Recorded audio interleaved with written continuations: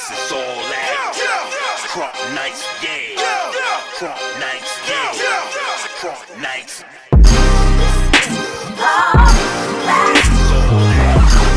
Yo, what's up, everybody? This is season 4 of the District Krump Conduct.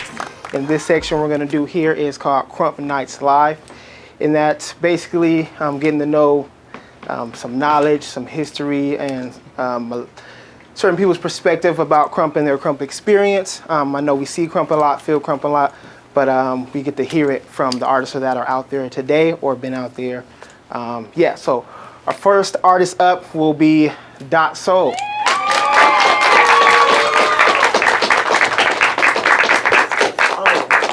Hello. Once again, hello.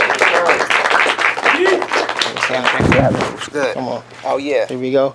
Yeah. Fam. Yo, so thank you for coming on to the show. Thank you for having me. So can you tell us a little bit about Daht Soul and your Krump experience? Well, the J is appropriate. You know, my real name's Joel. If most of y'all know me as that, and that's pretty tight. But I do go by like Daht Soul. I am Raw Child. That is my Krump name. Like, I'm Big Raw. How'd you come up with that name? So how'd you get I that? really wanted to be Raw Boy, but at that time there was already a Raw Boy, and I didn't realize it that he was a nigga in all the DVDs that I was like watching. I was like, that's Raw Boy, I could get off on him. Not like I really thought it, and then I actually got a chance to battle him at the skate park like 2000 and I want to say like 8. I was a little bully boy at the time. Shout out my name Josh. You know, if a lot of y'all don't know Bully Boy. If y'all do know Bully Boy, yeah, you can't forget him. He's an unforgettable human being. But he was my first big homie, and we was like trying to come up with names. To be honest, a name like Wreck came up, but I was like, there's already there's Wreck here. You know what I'm saying? So I was like, nah. And then, you know, I was raw and I was young. You know, I was only like 16, 17 starting out. So we put that child part in there because I was a little, you know, immature little nigga at the time still. And yeah, so we just combined Raw Child. And from that point, I just really started battling 818 sessions. You know, I had my truck, you know, that was bumping all the music at a lot of these sessions. How'd you end up getting into Krump? English. So I was, I'm from the Bay Area. So Shout out to the Bay. yeah, shout out to the Bay. So I was a little turf dancer, and then I was sitting in English class, and my friend Ron, he Krump danced back in the day. He looks at me, he was like, "You dance? Come with me to a session." I was like, "What?" All right, so we go to an 818 session on a Wednesday. It's about 150 people there, but it's people I seen from YouTube. Enforcer was there. RP to the guy. Goofy. I remember J Bad and Bad News being there. T-Fly was there. Prissy was there. Lil C was there. So it was a lot of people that I seen like on YouTube, and I was like, "Whoa, this actually really happens." Yeah. Like I had no idea that people got together that late at night on a weekday and really got like Krump like 2 in the morning. You know, my parents called me, "Where you at?" "I'm working on a science project." You know, so I always had to like somehow get out there. But Okay. And back to the topic when you said big homie. There's a lot of I would say opinions or ideas of what a big homie is or what it should be. Do you have per your experience or your perspective, like what is a big homie to you, or you being a big homie because you're a big homie as well, right? Yeah. I mean, so well, from my experience of being like a little homie, I've been in 3 different fams, you know, in my, I would say about 13-year Krump career, you know, so majority of the time being in the Knucklehead fam, you know, really. He was thick back then. Yeah, I was a bigger boy, like, you know, a little in shape now. Rotund. But, like, from, you're going crazy on me. You're going crazy. I'm out to show you 6-pack in a minute. Chill out. But, like, I don't have any complaints about, you know, the fams that I've been in. And, like, the one that I'm a part of now, I'm part of the Miho Bulls now.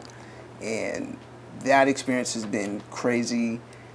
again, like being like a little homie, and then being in a fam with some other like greats, you know. Yeah. The Knucklehead fam, I was in a fam with a bunch of greats too. Yeah. You know what I'm saying? And then the Bully Boy fam, that was really me getting my feet wet. Because Yeah. when I separated from that, that's when I was really outside battling by myself. You know what I'm saying? No fam, just me really making a name for Yeah. all of that. So, and all those big homies I had, they really did their job in like, you know, placing some Krump knowledge into me. Yeah. Like, truly. And then, just as well for a knowledge, like a big homie is kind of like, what it is your coach.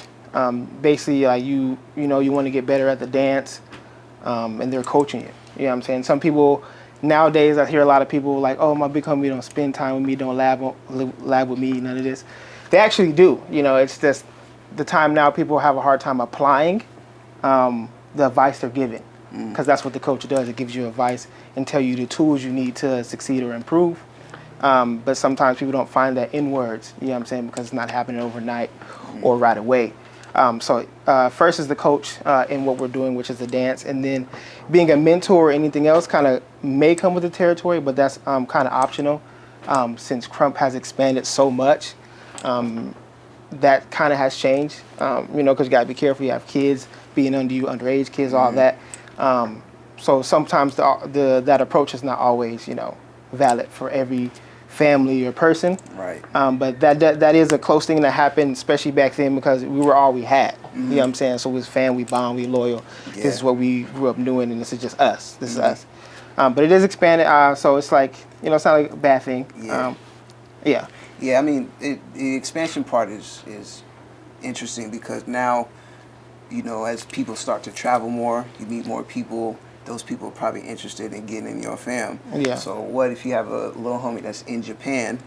You know, it's going to be kind of hard to really lab, but so they're going to really have to take that advice. Yes. From the footage that they send or the footage you send them. Yeah. You know what I'm saying? So, I mean, being a big homie is pretty hands-on, but that's why you can't just put everybody in your fam. You got to put people in your fam that have a like-mindedness as you and understand your situation. We're all adults now. Yeah. And I wanted to say this too, because I've seen this a couple of times. I think now when you get under somebody like Tadai's, Miho, or even Solo Crush of that sort, I think some people get a little bit bitter because they don't get the chance to have that close little homie, big homie experience. But when you get a name like that, you are in the big leagues now. Yeah. You don't need to be big homie. You don't need to be big homie. You're now at a status to hold a name that's built itself throughout generations to be represented, kind of as an honor. So it's like to still search for the high school, like meet up at your house and you show me everything for 2 hours or 5 until I go home and get in trouble is kind of not the same. If you can obtain that and be that example of what you believe a big homie should be and a little homie, then go ahead, push for it. But I know a lot of people that kind of try to enforce that on other people and say that's how it should be. But it's all kind of fams are ran different. Yeah. Yeah. Shout out to the big homies. Shout out to the big homies. You know. So what is your that you look at Krump today and see like is a hot topic in Krump? Hot topic. Yeah, like you're. Hey, it's crazy because I don't. All right, we had the Krumpers page. I don't be in there. Like I really don't. But so it's still a thing. Like I know these coast versus coast, battles. It's still a thing. Like people are trying to deny it. You know it's low-key still a thing, but at the end of the day, people have to realize like everywhere else is still a branch. Fun competition, yeah, always. Yeah. But there's also a boundary. Like there's people like kind of take it too serious and take it personal and get emotional and like a high level of sensitivity. But like everybody's still a branch of the West, and everybody. If you're tight somewhere else, you're usually a little homie of somebody over here. To be honest, so there's no real like. Need to try to take each other down like real life, but if it's the competition, but we're going to have that understanding with. Yeah, because I've seen a lot of that where it'll leave. Well, what's happening on the dance floor will still like expel outside of it. Yeah, and I'll just be like, we gotta keep it dancing. I've been a fire starter myself. You know what I'm saying? So I'm not even safe from saying that I haven't done that. So even for myself, like, gotta keep it on the dance floor. No matter like how much tension may rise for real. Yeah. Like you gotta try your best to keep it on the dance floor. And again, I'm speaking to myself too, because I've brought it outside the dance floor before. And that goes well as back then. I guess I would say kind of it was considered a basic, but mentally, you want your mental game to be strong. You know what I'm saying? Because everybody has emotions. We can trust everybody to be human. People get mad. People make mistakes. People will test you. You know what I'm saying? So it's like you still want to have the same mental under that certain pressure, and that's what kind of is a great test to be more mature and dance under tough conditions if your mental is strong. Man, Yeah. tough conditions. And, A lot of new generation dancers don't know the tough conditions And that they really go through. and another thing I might add, do you think that's because it's easier now, where not everybody has a fight? They don't have to fight to dance in certain locations. You don't have to fight to get an opportunity. I mean, you still have to show up, audition, but you could get signed now as a crumper, and Right. Krump will be recognized as Krump in the industry or whatever path you want to go on as an artist. So they don't have to fight for that. And I feel like certain times people are still asking for more when it's already out there. A lot of us had to. Well, I know a lot of my peers really had to crawl, so a lot of these dudes could like run. Right. You know what I'm saying? And they're sprinting too. Like they're not just taking little bits. Like I've seen some people who I just barely seen at the session. I've seen them in commercials getting Krump dance, and that's fine, cool. Let's put Krump on a map. Yeah. But and it's never a hate thing. But yes, it has gotten a lot easier for people to get on. I know a lot of people have made their name just being in that Krumper's page, typing instead of really dancing. Really working. So it's wild. That's how the culture is like turning now. But there's still some people out here that'll still like press the issue if somebody buck or not. So what do you think? Maybe the last thing. What do you think, far as where you see the errors at in it? What is your perspective of it improving? Because Krump, I think, will always continue, but there's certain things for it for growth. It's just a little bit more honesty. Now, like I just remember at a time where people were straight up being called whack. Like what? I have a video on YouTube where somebody's in the background literally talking about me. And nobody wanted to be whack. And nobody wanted to be whack. You know what I'm saying? We all wanted to be tight. Like I remember going to Rhode Island for the first time, meeting my boy Theory, and I was like, I can't go out there being whack because they're all good. Yeah. You know what I'm saying? And me, at that certain time, like I was only 2 years in. So I knew that I wasn't like that all that good, but I knew I still had a long way to go, but I was at least really pushing for that. A lot of people are just getting told they're just really super good off the bat without really even going through anything or actually even showing that real like kind of skill that a lot of us have put on out here. Yeah.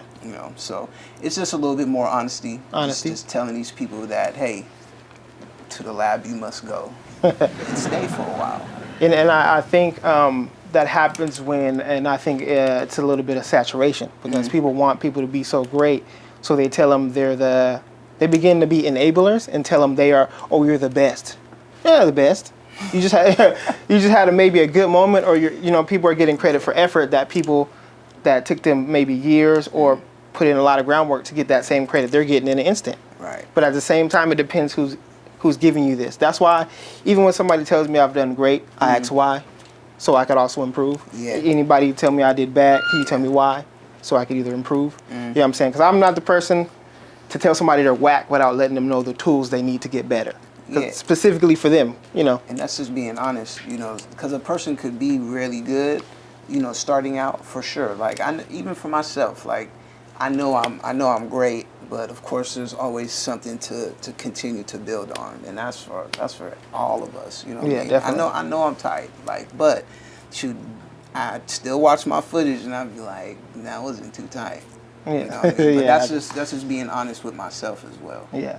So last thing, you're battling tonight. Is there?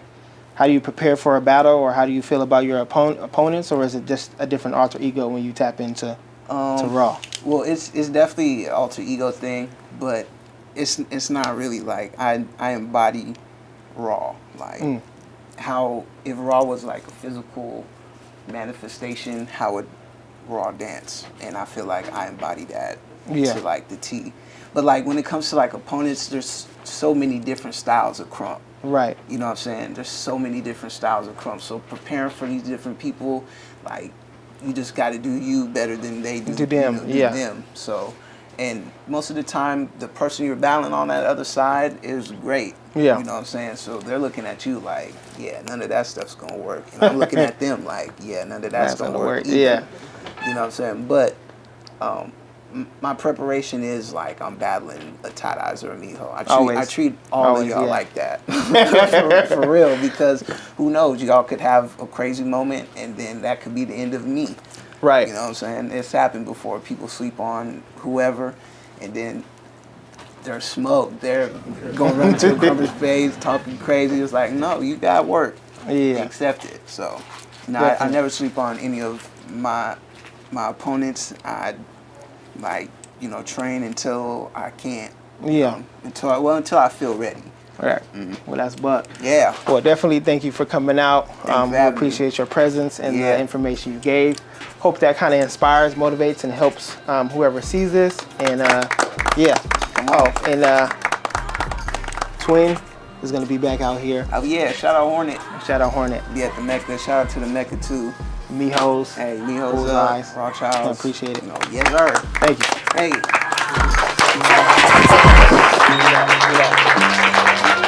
That way.